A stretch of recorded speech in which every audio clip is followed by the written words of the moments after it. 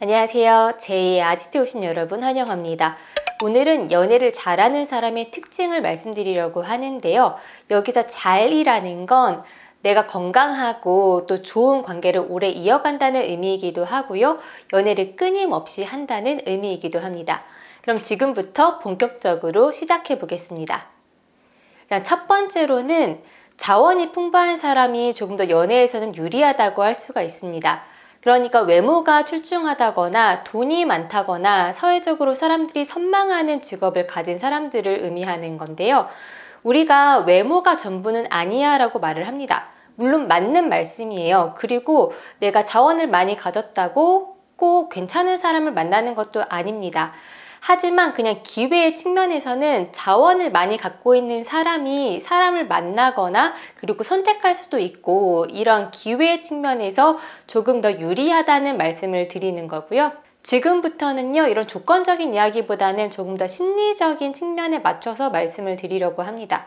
두 번째로는요, 사람에 대한 경계심이 낮은 사람, 이걸 심리학 용어로는 좀 방어성이 낮은 사람이 연애에서는 유리하다고 할 수가 있습니다. 그러니까 사람들과 쉽게 친해지고 쉽게 다가가고 어떻게 보면 사람에 대해서 친밀해지는 기준이 좀 낮은 분들이라고 할 수가 있어요. 이게 당연한 소리 아니야? 라고 생각하실 수가 있는데요. 반대로 내가 사람에 대한 경계심이 높고 방어성이 높고 이런 생각을 해보시면 내가 방어성이 낮다는 게 사람을 사귀고 연애를 하는데 얼마나 큰 자원인지 이해하실 수가 있습니다. 우리가 사람에 대한 경계심이 높은 사람은 어떨까요? 아무래도 사람과 쉽게 친밀해지지 않고 내 마음도 잘 내비치지 않고 이렇기 때문에 사람과 친해지기가 쉽지가 않습니다. 근데 반대로 내가 사람과 되게 사교적이고 친밀해지고 이런 분들은 아무래도 비교적으로 사람들과 친해지고 연애하고 이러한 기회가, 그러니까 기회 측면에서 더 유리하다고 말씀드릴 수가 있어요. 그래서 어떻게 보면 좀 내향적인 사람, 그러니까 맨날 집에서 혼자 있고 혼자 있어야지 에너지를 채우고 이런 저 같은 사람보다는 자유시간에 막 사람들도 많이 만나고 밖으로 나가서 돌아다니고 이러면서 에너지를 채우는 분들이 조금 더 연애에서는 유리하다는 생각이 듭니다. 물론 그렇다고 이것도 내가 사람을 많이 만난다고 꼭 괜찮은 연애를 한다고 말씀을 드릴 순 없지만 이것도 어떤 기회나 연애를 자주 하고 사람을 많이 접한다는 측면에서는 더 유리한 조건을 갖췄다라는 생각이 듭니다. 다음 세 번째로는요, 바로 이 경우가 외모가 전부는 아니야에 해당하는 유형이라고 할 수가 있는데요. 사람에 대한 의존성이 높은 분들이 또 연애를 끊임없이 하는 경향을 보이곤 합니다. 이런 분들은 자기 혼자 있는 걸 못하고 외로움도 많이 타고 항상 누군가가 내 곁에 있어야지만 안정이 되고 그렇지 않으면 불안하고 이렇기 때문에 끊임없이 연애를 하는 그러한 패턴을 보이곤 하는데요.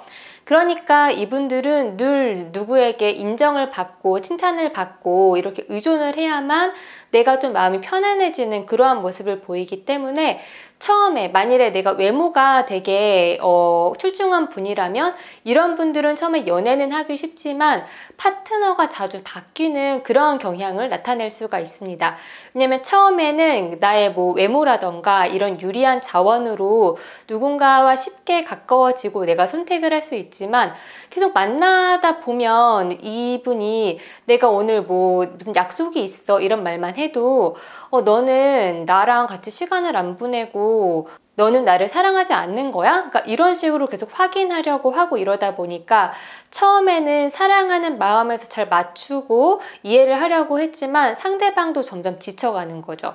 그래서 우리가 예쁘지만 또는 잘생겼지만 매력이 없는 사람이라고 할 때 보통 이렇게 의존형으로 계속해서 연애에 집착을 하는 이러한 분들을 말하는 거라고 할 수가 있습니다. 다음 네 번째로는요.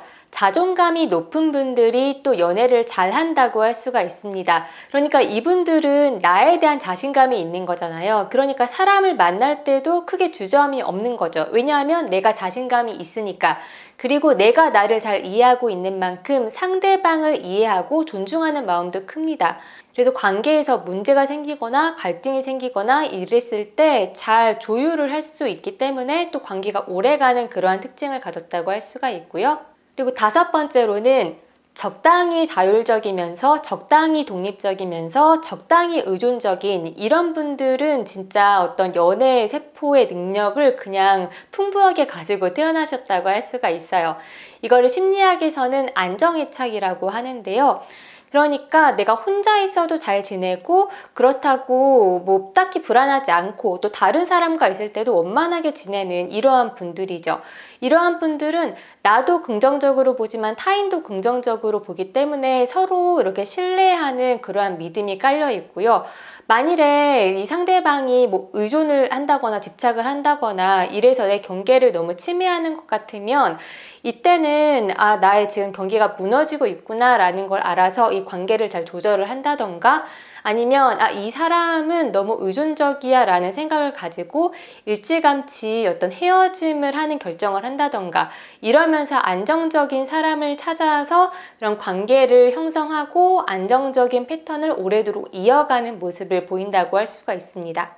그러니까 이분들은 혼자 있을 때도 잘 지내고 같이 있을 때도 잘 지내는 거예요. 그리고 내가 할 수 있는 일들이 무엇인지를 알아서 그 일들은 내가 하면서 내가 만일에 어떤 도움이 필요하다 그러면 도움을 받는 것도 주저함이 없는 거죠. 그래서 이건 제가 최근 부부관계 전문가 어떤 강연에서 들은 이야기인데요. 우리가 진짜 인고 부부로 서로 너무 아끼고 이러면서 30년, 40년 같이 산 부부가 있는데 이러다가 한 사람이 어떤 이유 때문에 먼저 세상을 떠난 거예요. 그럼 그 당시에는 이 남은 배우자가 나는 그 사람 없이 절대 살 수 없어. 그 사람은 나에게 너무 소중한 존재였어. 라고 말을 하지만 이제 다 모든 그런 절차, 뭐 이런 이별의 과정 이런 걸 다 마치고 나면 이분이 의외로 또 다른 사람과 관계를 또 형성을 해서 또 사랑을 새로 만들어 나가고 이러한 경우들이 생각보다 흔하다고 하더라고요. 저는 이 말이 되게 타당하다고 생각을 했는데 왜냐면 이분은 친밀한 관계에서 의존과 독립하는 게 되게 잘 형성이 되어 있고 이런 게 익숙하기 때문에 옛날의 사랑은 또 그 사랑대로 간직을 하고 새로운 관계에서도 친밀한 관계를 또 만들면서 안정적인 관계를 또 잘 만들어 나가는 그런 모습을 보일 수 있겠다라는 생각이 들더라고요.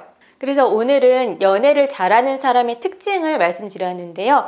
사실 저는 별로 여기에 많이 해당되고 있지 않은 것 같아요. 어떻게 보면 제가 지금 계속 인간관계나 사랑, 연애, 결혼 이런 영상을 만드는 건 제가 이런 거에 대해서 더 잘 알고 싶고 더 잘 하고 싶어서 그래서 좀 공부를 하는 그런 사람이지 않은가라는 생각이 들고요.